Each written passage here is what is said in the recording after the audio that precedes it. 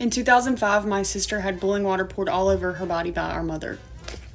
I was in the bathtub with my older sister whenever my youngest sister went into the kitchen to try to give our oldest sister a hug, but my oldest sister was making oatmeal and had boiling water. The boiling water accidentally splashed on my 4-year-old little sister because she kind of got under her feet and it got a little bit on her chest. Our mother saw this, and instead of immediately attending to the wounds on my little sister, she took the pot and she poured it all over our big sister's body, and then she took a little bit and poured it on herself.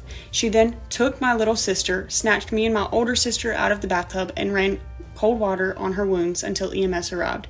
Where was my oldest sister during all this? Laying in the kitchen floor, suffering with her 3rd-degree burn wounds. And you might ask, how? How did she get away with this? I'll tell you.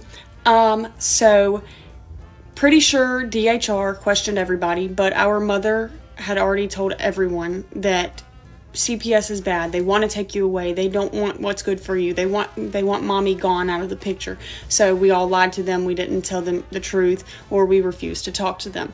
Now, I did not witness this event myself, but I know for a fact that that's not what happened. We all remember exactly what happened. I remember hearing commotion. I remember what it sounded like while before and during the action was taking place, and then the after effects. I remember the arguments that pursued between neighbors because we lived in an apartment complex. I remember people accusing my mother of doing this because they've seen her and witnessed her beat us before, and they knew that she had something to do with it, but somehow she still got off with this crime.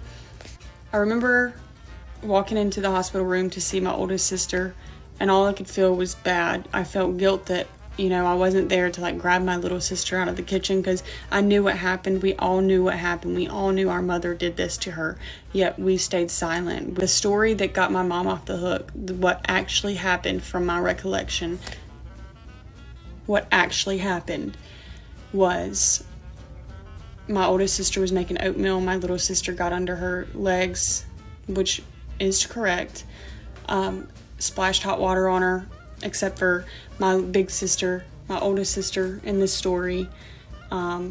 She dropped the pot and all 3 of them were in the kitchen, and it splashed up off the floor and it burned all 3 of them. But that is not the case. That is not what happened, and we all know the truth. We all know our mother deserved jail time for that. We all know that she should have lost custody of her kids after this happened, yet she did not. Yet we remained in her care. Now, my brother is still in this home. My brother is still being abused. Right now, I knew this would happen. I knew that he would be manipulated into turning against me. I knew that lies would be fed to him.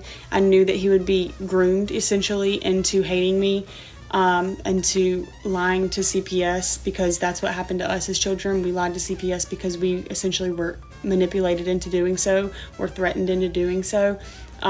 So if you see this, Bubba, I love you. I love you. I'm fighting for you. I'm not fighting for anyone else but you. I'm on your team. I'm fully on your team. I'm fully fighting for you, Bubba. And even if you don't see it now, you will see it one day. I promise you, you'll see it one day. This is heartbreaking. It's unimaginable how deep the trauma runs when the very person who should protect you becomes the source of harm. No one should have to grow up in that kind of environment. I hope she finds safety and healing.